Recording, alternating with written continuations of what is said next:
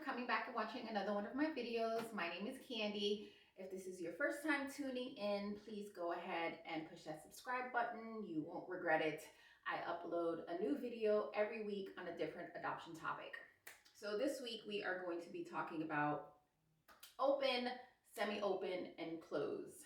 I did a video months ago on this subject, but I feel like I've been seeing a lot of questions in some groups, and people have been asking me personally about this very topic. So let's kind of jump in. The question that I've been seeing lately is, can I request a closed adoption? I'm not too sure why that question is being posed so much recently. My question to you kind of as a hopeful adoptive parents is, why are you going in kind of seeking that out? Like, do you know what the options are, and are you kind of researching, excuse me, all of the options? So let's talk about it. What is an open adoption? And who gets to decide, what type of adoption this is going to be? So first and foremost, the expectant parents, moms, they usually decide. It's usually written out in a contract or discussed with an attorney, the level of openness that they would like to request and ask you to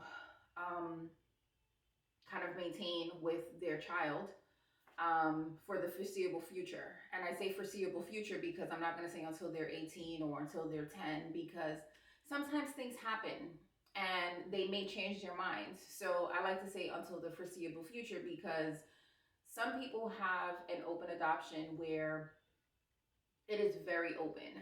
They have annual visits, biannual visits, they have monthly visits. If they live close by, they may have weekly visits because that child may consider, their original first mom, like an auntie or a sister, because the family dynamic is so close and that works for them. And so I think because one family may be so opposed to that, we have to not judge the family that is their setup and that is their situation, because that works for them. And I think a lot of times, because something may seem uncomfortable to us or it's just so foreign to us, we say, oh, I could never. And let me tell you something. In my life, I have said, oh, I could never, because I was never introduced to it, or it's something that I thought would never, ever, ever, ever, ever happen to me. And lo and behold, 3, 4, 5 years later, I was put into that situation and I was doing it. So, it's almost like don't judge a book, because until you have to take a page, take a chapter, or, walk a mile in that person's shoes, you really don't know. So an open adoption, there could be visits, phone calls, video chats, text, emails, your friends on Facebook. There might be family vacations. It really is determined by that specific family and what works for them. And that is to be determined by that expectant mom and the hopeful adoptive family, however that may be comfortable for them. Then you have a semi-open adoption. The semi-open adoption usually does not involve visits.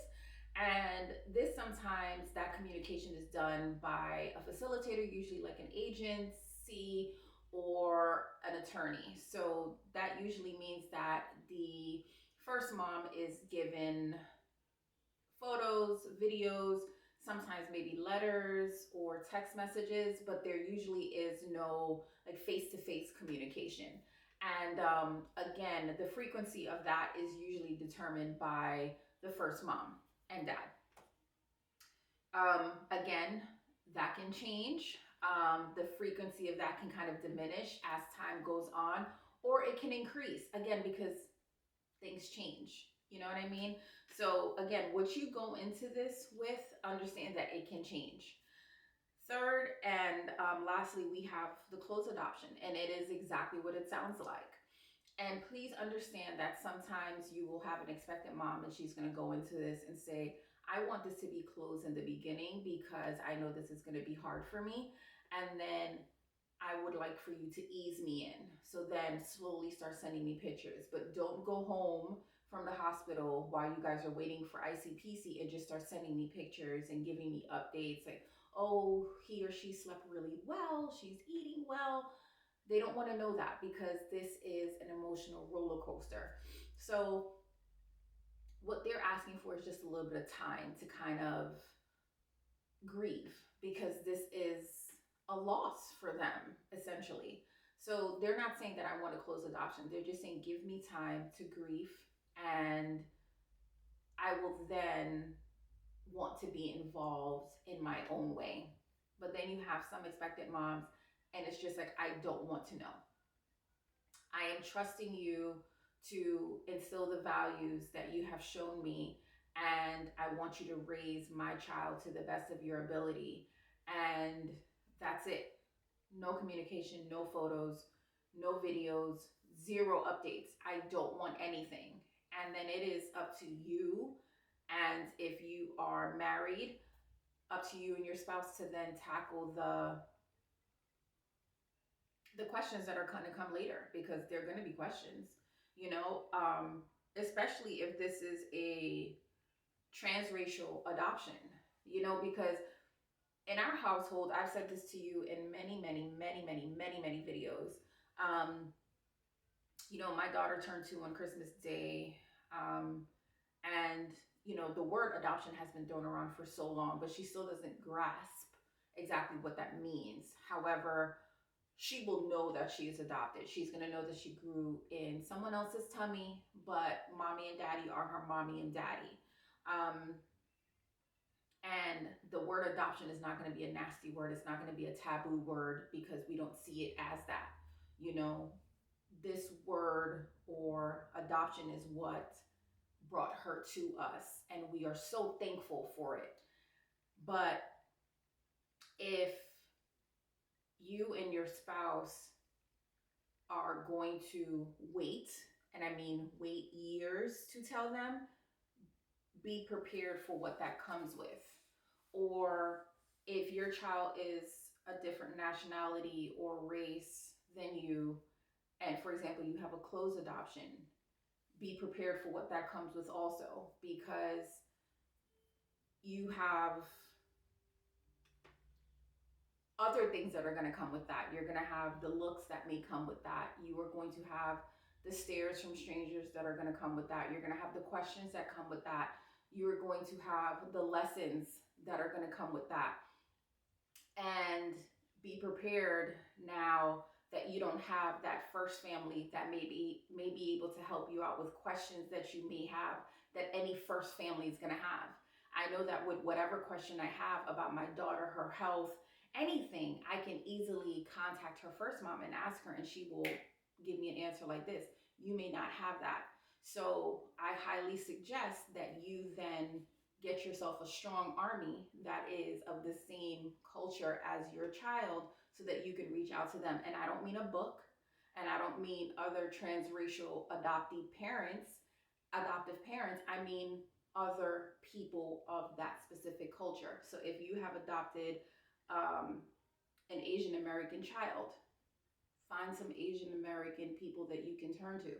If you have adopted a Hispanic American child, find some Hispanic Americans that you can reach out to, because I'm sorry, that's who you are going to need to turn to. If you have adopted an African American, find some African Americans. We're out here, you know, ask us the questions because we're the ones that are going to give you the answers. You know, if you're turning to someone that is just like you, it's almost that you're just not going to get the answers that you're seeking because it's not coming from the source. You know, your child is going to need to know about their heritage and their culture, and those questions are going to get hard and it's going to get uncomfortable. But I think as adoptive parents, we're going to have a ton of uncomfortable questions, you know? So I think that is a key in having open or semi-open adoption, is that when your child gets to that point and they have those questions, being able to ask those questions to their first family, to me, is an amazing tool that you cannot replace. because there's certain things I'm never going to be able to explain to my daughter because I won't know, because she didn't come from myself or Kenny. Those are things that only her first mom will be able to tell her and explain to her.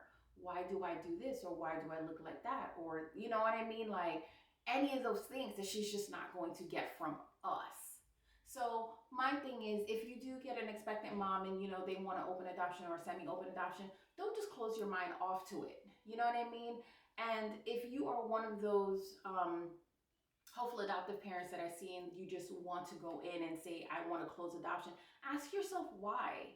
And understand that this could be detrimental to your child, because there are going to be things that you're just not going to be able to give to them. Honestly, you're just not going to be able to answer some of these questions.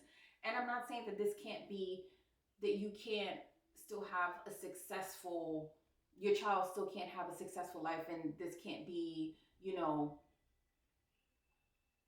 vital in your parenting, because you have a lot of children that are adopted, you know, from orphanages and things like that, and there's no way to backtrack where they came from, and they do their best with what they have. But if it is not necessary, why do that? Because I feel like that also adds to the trauma, and we are just trying our best to cut the trauma where we don't need to have the trauma. Okay, this is already traumatic for everybody involved. So that's what I have on open, semi-open, and closed. This is something that expectant mom, expectant dad pretty much laid the foundation, and it is up to us as the hopeful adoptive parents to say yay or nay, what we're okay with, what we're not okay with. And one thing I can tell you is, when you are agreeing to what they want, stick to it and be honest. If they say that they want 4 or 5 visits a year and you say okay to it, keep your word. Don't go into this lying to these people, because it's not fair. Because if you lie to them on something like that, you will lie to them about anything. And they're giving you the responsibility of raising their child off of your honest word. Understand that. So I've said this to you have no idea how many expectant moms reach out to me. And I tell them this all the time. Kenny and I are an active duty military family, and visits come up all the time with expectant moms asking me certain things. And the first thing I always say, unfortunately, I cannot guarantee what you are asking me for, because I don't know where we are going to be. And that's the reality of it. That is the reality of it.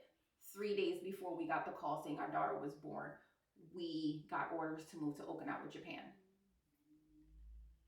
So because of my husband's career, we honestly don't know where we're going to be from year to year.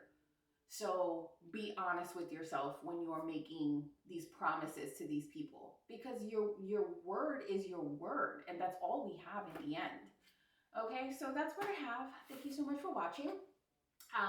Please go ahead, like I said, and push that subscribe button. If you have any questions or comments, please leave them below. Of course, I always answer all of my my questions, and I respond to all my comments. So thank you so much for watching. I will see you next week. Take care. Bye-bye.